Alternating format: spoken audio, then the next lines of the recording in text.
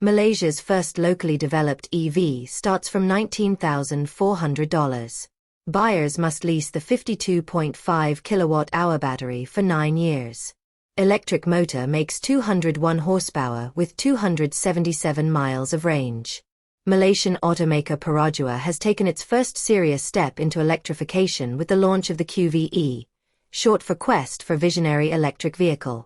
This subcompact crossover marks the brand's first zero-emission model and comes with a subscription-based battery plan that trims the headline price, though it's a hollow saving since you can't drive an electric car without the very component you're leasing. The QV-E also holds a unique distinction as Malaysia's first domestically developed electric car. Rival Proton's e.MAS 7 SUV and e.MAS 5 hatchback are rebadged versions of Geely models, while Perodua has invested heavily in building something original. Development began in 2023, with research and engineering work totaling 800 million ringgit, around $194 million. Everything started with a scale model of the e.MO, Electric Motion Online, concept in May 2023, followed by the e.MOI hatchback mule a year later and the e.MO2 crossover concept that surfaced in December 2024. By May 2025, the design had matured into a running prototype, giving the public its first clear look at what would eventually become the production QV-E. At 4,170 mm, 164.2 inches, long and sitting on a 2,680 mm, 105.5-inch, wheelbase, the QV-E blends compact dimensions with a sport-leaning stance.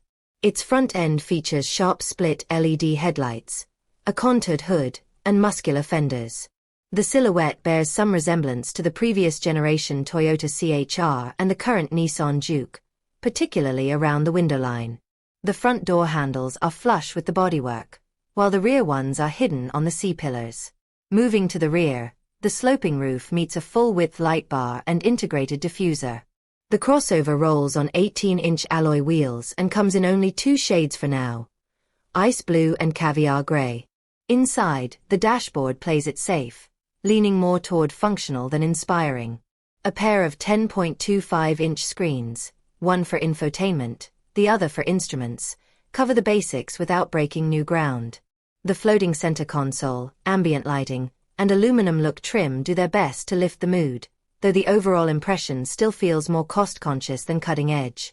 Safety is well covered with 6 airbags and a full ADAS suite. The Perodua QV-E sits on a modular platform developed with assistance from Magna.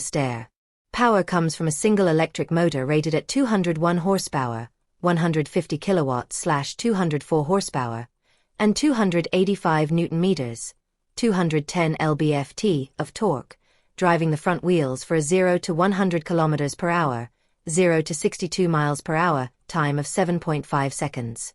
The lithium iron phosphate battery, supplied by China's CATL, has a capacity of 52.5 kilowatt-hours and claims up to 445 kilometers, 276 miles, of range under the optimistic NEDC cycle.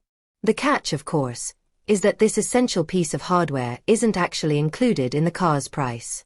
The Perodua QV-E starts from 80,000 ringgit, equal to $19,400 at current exchange rates, but owners will have to pay an additional 275 ringgit, $67, per month for the battery as part of a 9-year lease contract.